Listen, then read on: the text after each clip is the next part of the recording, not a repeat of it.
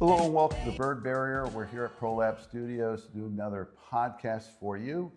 My name is Michael Gallion. I'm the Vice President of Business Development and Sales, and this is Tony Jaton. Commercial Sales Manager for Bird Barrier. And Tony gets a lot of phone calls coming in, especially right now. I can't believe we're doing this during high season. Right. We're in the middle of a high season of bird control. But this is a podcast to help anyone first time calling in. You're new, maybe you're a PMP, that's a pest management professional, somebody with a pest control license, and you've got your first bird job. You've never done birds before. Maybe you're a homeowner and you've got a bird problem. Maybe you are a facility manager. You're not dealing with a pest control company. You just have birds on your property.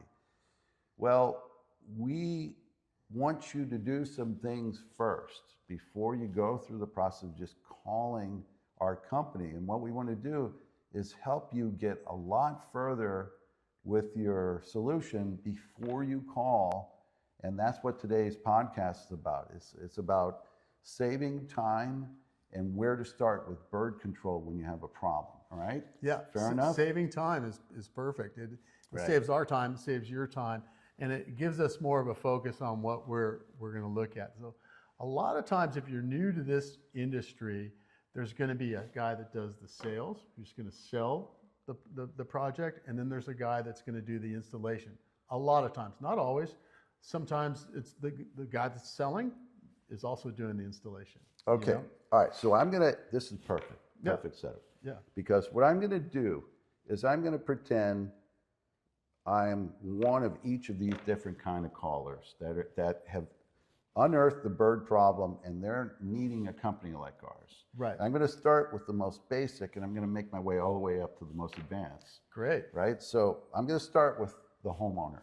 Homeowner. We get a lot of calls from homeowners. Yeah. And please call us. Yeah. 800 no birds, 1-800-NO-BIRDS. We want homeowners to call our company so that we can help you solve your bird problem. But before you do, you have a bird problem. Maybe you have birds under your solar panels. This is a big one, right? That's a Maybe perfect you example. have birds out in the backyard. Maybe you put up a bunch of feeders because you love birds. Yeah. And next thing you know, there's one kind of bird like a starling that's overtaken it all, and you want to get rid of those and bring these nice friendly birds back into the environment. No. There's a whole array of possibilities. Yeah. But what should that person do? I'm a homeowner. I've got this weird bird problem. I've gone online, and now here I am. So I could call Bird Barrier. Here's a common one. What should I do? So a bird is sitting maybe on a rain gutter above your front doorway. Every time you walk home, you have to walk through those bird droppings, and basically you're carrying those bird droppings into your house. Onto the carpet. Onto the carpet. You might have young kids. Yeah. Maybe this is an issue for you. So what we need, instead of just calling us and saying, hey, I have this, and da-da-da, a lot of the products that we use are based on, when we choose them, they're based on what the structure is giving us to work with. So we would love to see a picture, if possible. If you could, go outside, take a quick photo of the area, maybe get some basic measurements, send that over in an email with the address of your house in your problem area and your contact info. We'll take a look at that and pretty much know exactly where to go. Now that's just one section of your house. Now, if you're looking for something larger than that, when you send the address, we can get a Google satellite shot of your house, and we have a better view of what areas on your roof we can kind of help with. Right. If there's birds nesting underneath an awning or something like that, take a picture of that. Send it over. We know what we're working with. We'll just ask you a couple questions like, how long have you had this problem?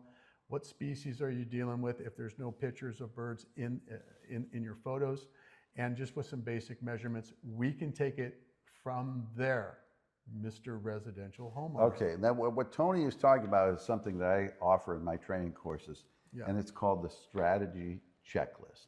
So we're going to include the link for strategy checklist. It's basically 5 things that we need to know before we even get started. And that includes photos. And so look at that strategy checklist before you call. That's going to be the first thing. If we equipped with you fill out the strategy checklist, we have those 5 main components. We're going to be able to right away route you to the right customer care person who can immediately get back to you with the price for the product that you actually need. We can look at it and we'll say, oh, this is a call for maybe optical gel, which is a multi-sensory disc, or maybe simple bird spikes are going to do the trick for this one. Either way, we get back right away with a simple price for that product that you can actually install yourself. Right. And we'll do all the research for you. I mean, as far as you would probably sit there and look at 4 or 5 different products and you're not sure, well, could I use this one or could I use that one? Or, we'll save you time. We'll get you the right product for your particular situation. A lot of times when we're working with residential, we know that aesthetics is key. So we're going to keep it as low key as possible, not to take away from your beautiful home. The other thing that we will offer as well is that the price for the product is the option for you to have a certified installer in your area. Bird barrier certified, they're everywhere, all over the country. We can have somebody, we can get you a price for that install of the product if you don't want to do it yourself as well. So there you go, strategy checklist. And I want to touch one more thing before we move on to the next type of caller that will come into our, is you mentioned photos. And Tony said a photo, it'd be nice to have a photo, but there are 2 kinds of photos I always ask for. We want all the photos we can of where we're looking up at the structure, and if you have a place on your house, like a roof return is a common one, where 2 roofing areas come together and up under. Like a dormer. And birds are tucked up in there. Well, it's great to get photos up above and shooting at that. Stand back a little. Come back, let us see the overview. Obviously, you include the address. We're going to be able to see satellite image. But another important thing is where we see where the birds are, we also want to see the droppings. If you've got dropping patterns, that's usually why you're calling. Your outdoor patio, you love it. You've got brand new cushions on all the furniture. You put it out there fresh for the season, and it's got bird droppings all over. Every time you go out there, bird droppings. We need to see those droppings. They tell us a lot. They tell us what kind of bird it is. Also, we want to look. How much time they're spending there. Like, let's say this is a dropping right here. We're going to take a photo straight up above this spot. So that we can see where they're actually placing their feet. A lot of what we're going to do is just simply get birds to stop placing their feet on items that they're leaving droppings from, and then they go somewhere else. And Mr. Homeowner, it's important for you to know what you can expect. So just because we treat a certain area on your house doesn't mean the birds are leaving for the rest of their lives. It just means they can't be there anymore. And you can always follow it up with a phase 2 or a phase 3 or as needed. And just know that we're here to consult with you. Okay, next up is the pest control operator. I'm a pest technician. I drive a route and I do inspections in house. Maybe I go to 20 or 30 houses every month. And I have commercial or residential? This would be residential still, right? Residential pest operator. And at the homes that I'm visiting, I do my normal pest prevention procedures, right? I'm not going to get into the details of that. But sure enough, one of the homeowners said, hey, by the way, I've got birds up above on my house. Is there any difference now for what the pest operator should provide versus a homeowner? So let's talk about that. The pest guy, I've never done birds. Pest guy, never done birds. No, basically I would say the same thing to the professional. Same procedure. Get me photos, get me basic strategy checklist, as you meant. Photos, basic measurements, ask questions though. You got to ask questions. How long have you had this bird problem here? What species are we dealing with? Are they being fed? Do you have a bird feeder in your backyard? If so, all these things that's going to help us when we're putting together a strategy for you. Right, and again, the strategy checklist, if done right, is going to direct you immediately to getting a price. Yeah. Pest operators' time is of the essence, always. This is why they call constantly. They're in their truck. I'm not going to stop. I'm just going to call. Hey, I need help. I've got birds at one of my customers' houses. Well, look, what you're trying to do is get to a price. And all you're doing is wasting time making that phone call from your van or from your vehicle. What you want to do is before you leave, just send the strategy checklist, walk around, take the photos, get the basics, and then you're going to email that in to customer care at Bird Barrier. That is, the links are included here, our website, birdbarrier.com. You route that into us, and immediately by the time you get to your next stop, you could actually have a quote waiting for you, digitally sent. If you keep this all digital, you keep it through email, through customer care, it is going to speed up the process tremendously, especially during high season. All of our customer care people we have people on the phone receiving area. They're consumed by the more complex jobs that we're going to get into. These automated, simpler ones can be done with people that we have sitting at their computer only fielding those, and those are in real time. We have people waiting for those, and they get in and out quickly. So we want to train you for the best, most efficient way. And if you do a proper documentation, send it digitally, we're going to be able to get back to you right away. And another thing that we can do is give you some basic idea how much to sell that, propose it for. Sometimes it's a real quick one. And even best case scenario, if you send that strategy checklist and then you're going to stay at that property, and you say, I'm going to propose this right now. We don't have a problem with that. That's a good thing before you leave, you say, all right, you know what, Mr. Customer, I'm going to give me a few minutes. I'm going to get you a price for this right now. And you send that information to our customer care. Then you call 800 No Birds. You say, I need a customer care. I just sent in an email, reference the email. Say, look, I need a price right away because I'm waiting. And then you can get preferential treatment. Now, it's very difficult during high season to expect that. Maybe you don't have to do it exactly that way. But we have learned that the sooner you can get that price to the customer, the better your likelihood of actually converting it into a sale and placing an order for the actual material. Right? Yep. Okay, so now let's go to the next one that you mentioned. This is where it goes up a notch, and we're not just dealing residential, right? No. We got like a commercial pest account. The commercial difference with commercial is that primarily they just don't do residential. Right. So that means businesses. It could be a small restaurant. It could be a large restaurant complex where there's a huge shopping center with 17 different businesses that are part of that corner operation. There's a gas station. One of them is a McDonald's with an outdoor eating area. Birds are all over. That's something that a commercial pest technician might run into. It's also the same sort of overlap that we would get with the facility management company that's actually running that. Right. So we're going to get similar calls from both of those, the facility manager or the pest operator on it. Let's talk about what those differences are, what they should do as their first line of attack in terms of now they need to turn to us for a solution. They're going to call in, or what do they do? Yeah, well, there's two ways. Like you could just be doing your job there and you notice the bird droppings, or you can get a call from them saying, hey, we've got this issue where we had an HVAC maintenance guy go up there and say he refused to work on this machinery up on our roof because he said it's covered in bird droppings down there, which is a health risk for everybody. I can see why these guys refuse to work on these machines because they're one of the favorite spots for problem birds to nest. So if left unattended, you can get just tens of pounds of bird droppings there that are very bad for your health.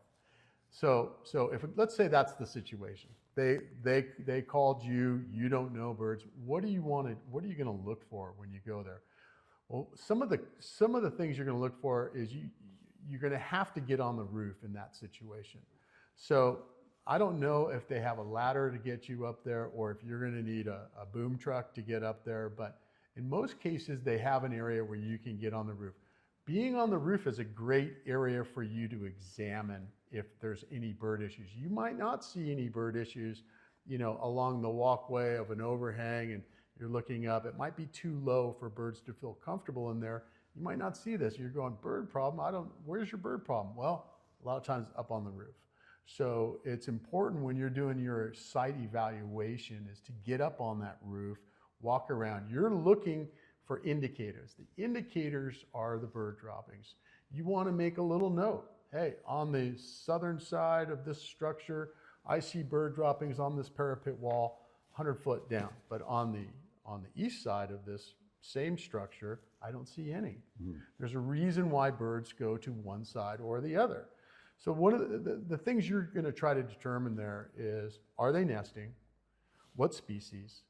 And make note of the areas where you find all these bird droppings. Are they on top of the HVAC unit? Are they underneath the HVAC unit? Are they on a parapet wall? All these things come into play. Make notes, take pictures, and send them to us. Okay, so at the end of that process, it sounds like we want to be a little more thorough with our inspection when we get up on the roof. Right? Yeah, because it's not easy to get on the roof. Right.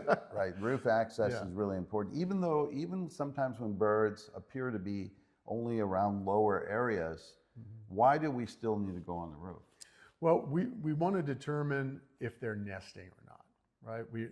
That's key, because if you have a bunch of birds that are nesting there, we know that problem is not going away unless we fix that nesting area. Now, you also might have an area what's known as a parapet wall around the perimeter, let's say. This is an area where birds are gathering, but they're not sleeping at night. This is an area where they're not as dug in. They're not going to fight everything that you put out there. If that's the case and we're dealing with pigeons, products like Birdwire, Coil, FlexTrack, and Spike would all work in that situation.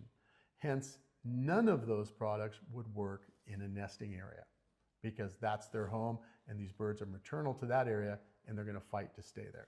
Yeah, a lot of times, I've learned that you want to do your inspection with that in mind. Like, well, let me find all the nesting spots and start there. Yeah. And there are many times where all you need to do is solve that nesting, and all of the secondary birds that we see all over the property will go away eventually. So you can have this immediate impact by solving the nesting. So you want to have the mindset on all these inspections before you come to call Bird Bear at any point. Find nesting. Yeah. Find that nesting. Right. Where are they nesting? The harder ones to solve, I have found, are the ones where a nearby property has nesting, but not the property you're dealing with. Right. And to keep birds off of the property where they're just there as a staging area is really difficult, because without putting out the fire or the source of the problem, you're never going to reduce the secondary birds all over the place. And the customer's expectation is going to they still want to get rid of the birds, but unless we can solve the nesting, we really don't have a sure outcome of what could possibly happen. So. Right. And as Michael said, there's also a lot of different variables involved with what to do on a commercial structure. So a lot of times we're talking about aesthetics. A lot of times we're definitely talking about budget. And there's a bunch of things, but we can assist you with that. We kind of know, we've been there, we've done that. So we would encourage you to use our knowledge and our experience and call us and send us those photos and those measurements and let us help you walk through something like this. Okay, so they send in, let's say we're at a commercial property. Yeah. And like you talked about, like an HVAC system, maybe that's fully infested. You get good photos. Yeah. So what would the person, the pest technician, expect in return? What happens after that process? If it isn't, okay, that's a good point. HVAC units, we do have a specific product design for that. It's called the HVAC netting system. It's usually used on HVAC units that are about 5 feet tall or taller, for the larger ones. The ones that are very short and small, we wouldn't use that particular system with. So if you are dealing with something that's larger, try to get the measurement of that, maybe the height of the HVAC unit, the width and the length. It's going to help us put together and calculate what size net we're going to use to cover that with these standoff brackets that we have. It's a great system.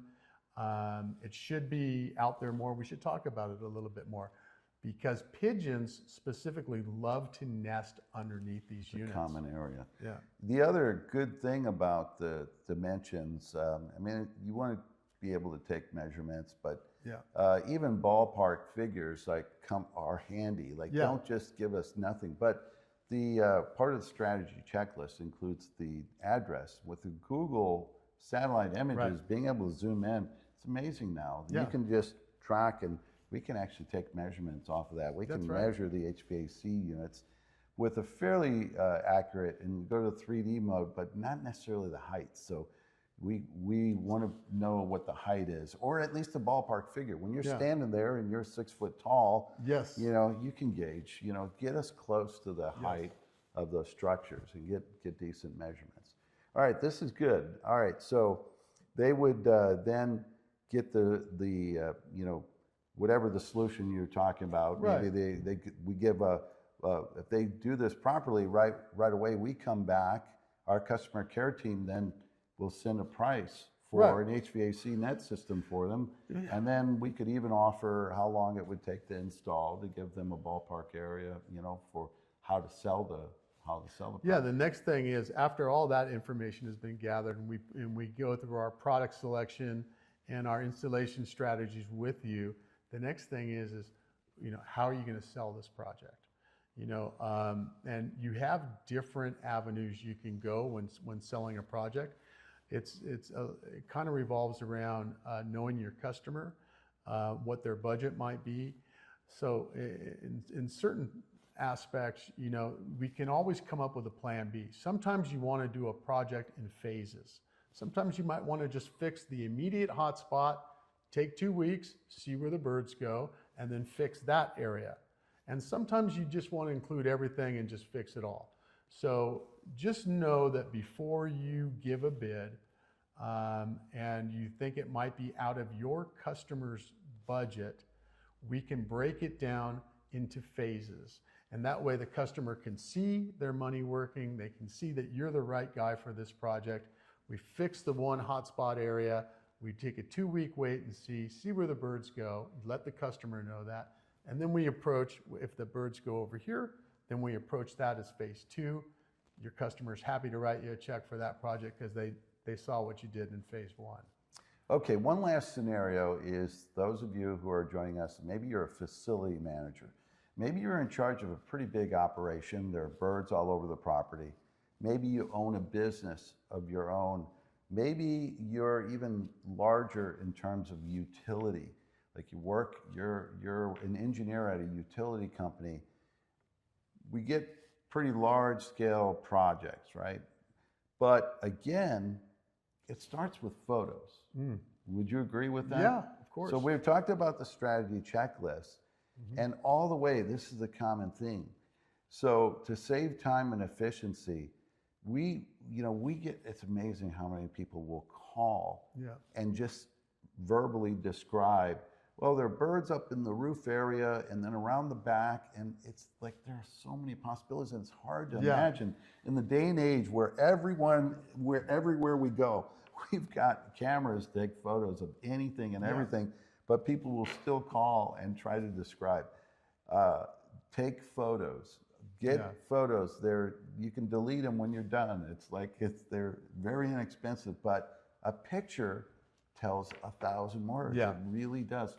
Video is 10,000 words. I mean, so to get really, a good view of what's going on, if we see the birds, we see droppings, we get really good visuals. We can even do FaceTime live. Yeah. I do these inspections where I FaceTime someone and I'll direct them where to walk around. I'll have them look down at the dropping patterns, go up above. These are all, we have to be able to visually see So that's the first step for anyone in these Yeah. big situations to get good documentation. Yeah, the photos are so important because it shows us what we have to work with. You know, it shows me a beam over here. It shows me a different level awning over here. It shows me the substrates we're dealing with. So that tells me a lot in a photo. Please don't be shy and send photos. Yeah, the photos, the strategy checklist. So we're going to also include the address of the facility so that we can look at the Google images. Well, not only we look at your property, we look around the surrounding area, because one of the first things we want to find is there a water source? Right. Is this next to a river? Is there a food production facility nearby? You know, is there an airport nearby? There are other things that come into play, and we pan out wide and we look, then we'll zoom in, we'll look at the problem areas, and we have a much better understanding. That's why they call it bird's eye view. We want to know from the bird's perspective what's drawing them in. So we get the address, pictures of droppings on the ground, and then the structure above the droppings that is showing where the birds are sitting. If possible, pictures of the photos of the actual birds. Yeah. So we can be sure, because some people will say, we got sparrows, and then I see that it's finch. There are a bunch of finches. Well, especially in Hawaii, like, there's a huge difference between the way the finches behave versus sparrows out in Hawaii. Or even sparrows and swallows. There you go. Those are their nest Yeah. are completely different altogether. So to see the nesting and to see their activity, and then the structures themselves, and then you know, up close, we get these photos like that are 30 feet away from whatever's going on. Right. And you know, you have a zoom feature. Get up in tight. It's good to have one photo if you're sending several. One photo way back. Yeah. But most of them should be from the 5 foot to 3 foot area, whatever, you know, depending on the situation. Yeah. So I think in the future we might see in our customer care receiving calls, we're going to immediately defer people to whether or not they have photos, and then just send you right back to take photos. So we can't emphasize the importance of, before you call, before you come to us for help, because we're glad to help. We want to help, but we're not going to be able to help you unless we have visuals to understand what is going on. So we can save you time. Yeah. If we have that information, we can save you loads of time and get you to a place where you can have your materials list and pricing, and then you can add your labor and then bid your project. What about when somebody does do all this, but they really do want to talk after they sent those photos?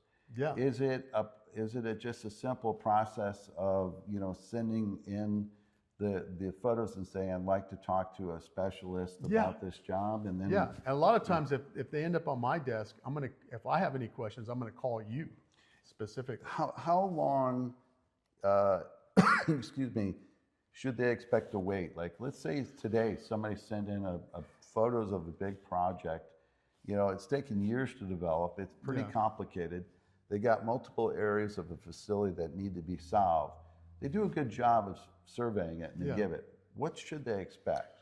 I would just 24 to 48 hours, depending on, you know, we're right in the middle of our busy season right now. And so it can take a little bit longer, but typically 24 hours. If it comes across my desk and you have photos and your contact info and some measurements and a little identification of what the problem is, I'm going to call you immediately. If it's something I can knock out, typically I could knock that out in half an hour. But there are many times where you've got what you just described. You've got 27 of those. Yeah, right. Right, in the same day. So, you know, obviously we want to get to yours as soon as possible. But do you then go through each 27 as you're sitting there working on a big project? And sometimes I'm amazed at your ability to focus. How many quotes you do in a day? Right. Because you're juggling. It's like the guy with the plate spinning, and they're like you're running to this one and that one. I don't know how you focus. But you do. You're cranking out. But the person that is kind of got an urgent one. Maybe it's a food production that just got, Yeah. they're like, oh man, it's a fire drill. We'll take it. So- We'll take it. Just mark urgent. So, and, I yeah. think, right, they send it in, but then call into our customer care. Yeah. And say, hey, listen, I've got an urgent, this is urgent. We got an inspection violation, we've got an emergency. Yes. Of course, then, you know, Yeah. we'll have enough staff to balance this out and get the next available person to call you. But Absolutely. let's go back to your scenario where you got 27 of them coming in. I'm curious about your process. Yeah. So that the end users out here can know what to expect. How do you prioritize? Do you at least go let's say you're in the middle of 10 projects, 3 more have come into your inbox. Do you open those as they come in so that you can then at least acknowledge that you received it? What do you do? You know what? It's hard, The isn't way that it should be is first come, first serve. But a lot of times I deviate from that depending on the day. And it's because if I have 3 projects that I know is going to take longer, but I have 4 that just came in that I know that I can punch out right away, Yeah. I'm going to punch those out, get them off my desk, and then I'm going to work on these projects that are, because I know I can do these in a matter of That makes an sense. hour. I think you know? anyone out there Yeah. can understand that. I mean, it's like you wish at 7-Eleven now, why isn't there just a place where you go up and you scan your one little thing that you want and then get out the door? You have to stand behind Charlie and, you know, Mary and all these people that got lotto tickets and all this stuff, and the line is 27 deep, right? That's another segment, Michael. But in reality, right, so somebody, you see, you're using discernment. You're like, you're trying to serve as many. Yeah. Now, they're just going first come, first serve. And Yeah. you look at all the 28 people in line, you're like, is this really in all of our best interest that one person at the Yeah. front of the line is consuming all of the, right? Yeah, I look It's at like I look at them, crazy. and if I know that I know that answer really quick, those are going out. Boom, Yeah. boom, boom, boom, boom. Because I'm servicing, 10 guys, I- and these 3 over here are going to Yeah. take longer. I'm amazed. Like I go to an ATM occasionally, and all I want to do is get some money. And you swear there's somebody standing there taking out a bank loan at an ATM. Yeah, right. Like what is going on? So if you're out there and you've got like you got a legitimate project and you need our help, we want you to call in. We want you to have human interaction. But look, if you're going to just call in every time you have a bird problem, you're doing a disservice to yourself, first of all, because you're slowing down your own process. Yeah. And it's disrupting a flow. The way technology is today, I mean, automated things can be really good. I love to ring up my own items at Home Depot.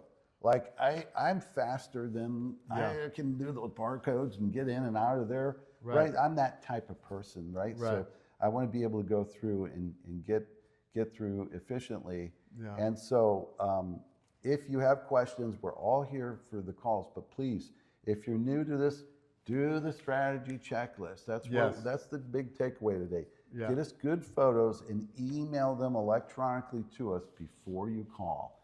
Then you'll have access in priority to several, not just Tony, but myself, even all the way up to our president, Cameron Riddell. Sometimes he takes overflow. He'll call, man.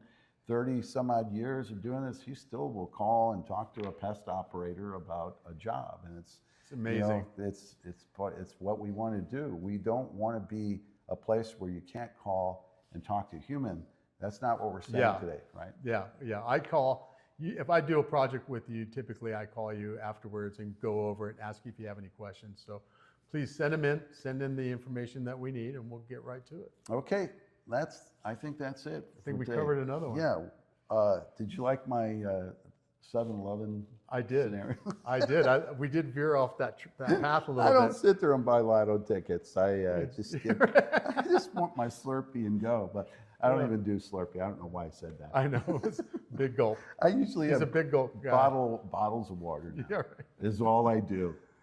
The health kick, right? We thank you for listening to us, and we encourage you to call us when you can and send over that information. We look forward to working with you. Thank you for your time. And again, I'm Michael Gallion, Vice President of Business Development. Tony Giton, Commercial Sales Manager. Have a good day. Take care. Thank you.